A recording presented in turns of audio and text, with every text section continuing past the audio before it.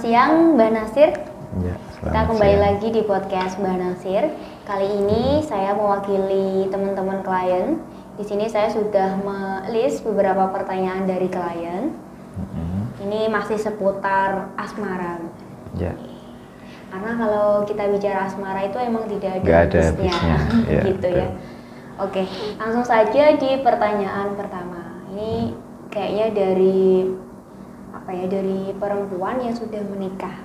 Jadi ceritanya gini, dari wanita ini dia sudah memiliki suami, tapi dia juga memiliki hubungan di belakang rumah tangganya. Maksudnya ada seorang laki-laki yang menyukai dia, terus mereka melakukan hubungan. Nah, tapi dari wanita ini sebenarnya sadar bahwa yang ia lakukan ini salah, gitu kan. Yeah. Tapi dari laki-lakinya dia selalu mengejar si wanita. Nah, ini gimana solusinya Mbak agar wanita itu berharap dia tetap melakukan hubungan baik dengan laki-laki itu, tapi hubungan rumah tangganya juga tetap dipertahankan gitu. Itu gimana solusi atas dasar pandangannya Mbak Nasir ini? Saya rasa dari awal si wanita yang sudah bersuami tadi ya, itu kalau memang sudah punya niatan atau sudah punya pikiran bahwa yang dilakukan itu sudah tidak sehat, berarti dia sadar ya, dia sangat sadar bahwa hal itu tidak sehat dan seharusnya tidak dilakukan kan begitu. Nah, cuman kan yang si cowoknya ini kan tetap pingin deket terus ya begitu. Nah, ya kalau secara lahir komunikasi atau dikomunikasikan, berbincang, ngobrol secara dewasa tentunya, secara sehat, bilang bahwasanya hal ini tidak perlu terjadi. Jangan hanya menuruti nafsu saja. Saya rasa kalau orang dewasa terus kemudian yang ini tadi kan ceritanya yang satu suka, yang si cowok menyukai si cewek, cuma si cewek ini sama-sama suka, cuman dia sadar kalau jadi istri orang gitu. Dia sudah punya suami kan begitu. Nah kan begitu. Jadi kalau si cowok itu tahu, cowok penggoda tadi ya, tahu kalau hal itu saja dia kan menyukai seseorang dan seseorang itu bilang kalau hal itu tidak perlu terjadi, maka biasanya cowok kalau dibilangin cewek seperti itu tuh ilfil. Itu dari pengalaman saya saja sih. Jadi tidak terus kemudian malah lebih interest, pengen membangun hubungan tambah intens lagi, itu malah enggak. Jadi ilfil lah jika kalau memang ada seorang wanita yang benar-benar ngomong atau dia sudah mengambil komit bahwa saya tidak ingin melanjutkan hubungan yang tidak sehat ini begitu. Maksudnya ilfil ini gimana ya? Ilfil itu tidak maksudnya sudah tidak tertarik lagi untuk mengejar-ngejar gitu loh, karena ya tadi yang di wanita udah bersikap tegas gitu ya. Sudah bersikap tegas, jadi nggak mudah di ini. Itu kalau secara usaha untuk dari komunikasi ya, dikomunikasikan secara dewasa begitu. Tapi kalau semisal nih ini ya Mbak ya, kalau si cewek ini sudah berusaha seperti itu, tapi yang cowok ini masih bertekad mendekati dia, ini gimana solusinya? Apa malah nggak tambah bumerang atau gimana? Ya sebenarnya masalah seperti ini memang banyak sekali ya, maksudnya gini, kita tidak menutup kemungkinan bahwasanya hal itu sangat mungkin terjadi, karena yang namanya orang yang sedang dipengaruhi oleh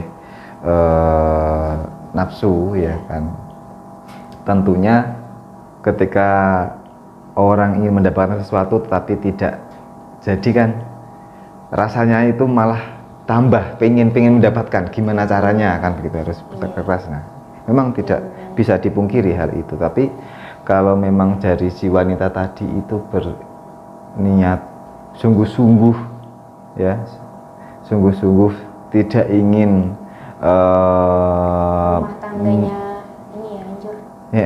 Maksud saya tidak ingin melanjutkan hubungan yang tidak sehat itu loh, ya kan? Dan juga tentunya tetap ingin baik, ya, tetap baik dengan si cowok dan masih utuh dengan suami. Nah, itu bisa menggunakan secara batiniah, yaitu menggunakan ajian pedot sih. Oke, pedot sih tadi ya Mbak ya. Ini pedot sih ini apa?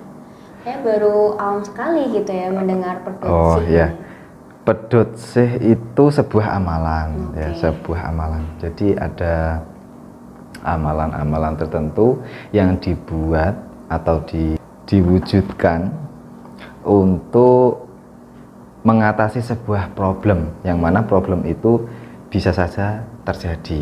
Nah, contohnya ya seperti tadi, jadi ada seorang wanita yang tidak ingin ingin hancur rumah tangganya, tetapi tetap masih baik juga dengan orang yang menyukainya, yaitu dengan cara mengamalkan pedot sih.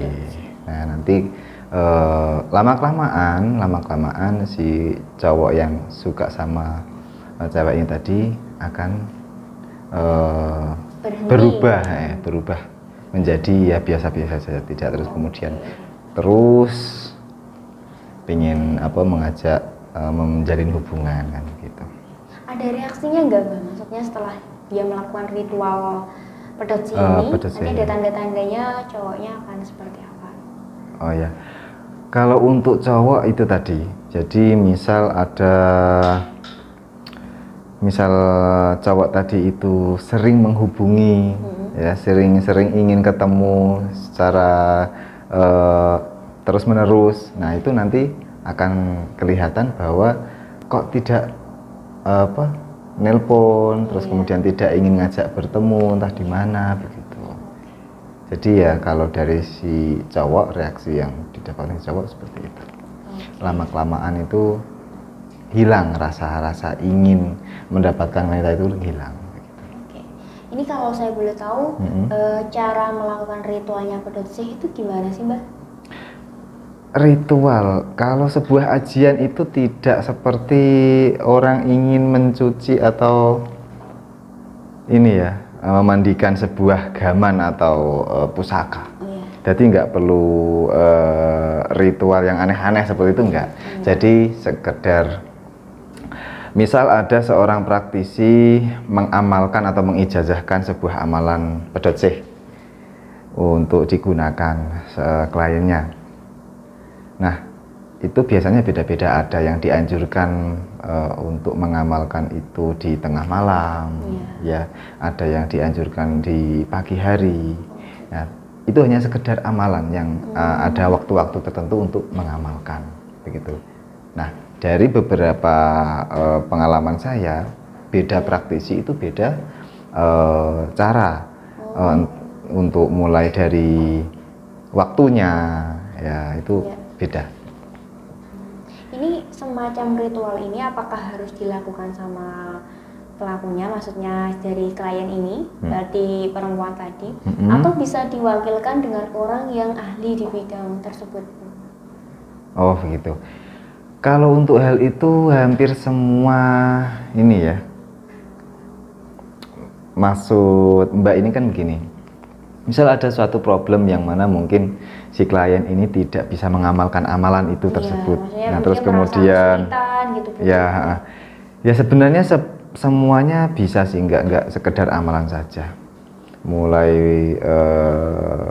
entah itu ajian, terus kemudian yang lainnya itu memang bisa, tidak harus klien yang mengamalkan atau meritualkan semuanya tersebut begitu. Tapi tetap sedikit banyak yang namanya amalan tersebut itu sangat berguna dan bermanfaat untuk si klien. Tentunya untuk membantu ini loh secara batiniah. Jadi bebas ya, boleh dilakukan oleh siapapun, tergantung dia melakukan niat itu. Oke. Nah ya, terutama niatnya ya, terutama niatnya yang memang harus benar-benar itu niatnya untuk suatu tujuan yang baik begitu. Jadi misalnya Mbah, kalau ada seseorang gitu kan, dia pengen melakukan ritual ajian pedot sih, tapi niatnya ini nggak baik gitu kan. Maksudnya kan kata Mbak Nasir ini kita harus melakukan amalan itu kalau emang kalau pengen berhasil niatnya juga harus bagus juga. Iya harus ya. Tapi kalau semisal ini niatnya sudah nggak baik, terus dia melakukan pedosi gitu, apakah ada pengaruh yang dia lakukan amalan ini?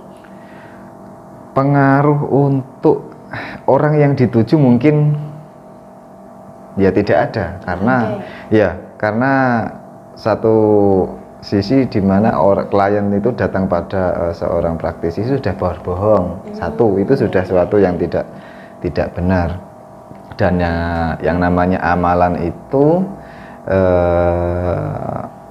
kembalinya itu kan hubungan batin ya antara hamba dan Tuhan kan begitu. Jadi suatu yang harus benar-benar baik, itu harus yang benar-benar bersih kan begitu.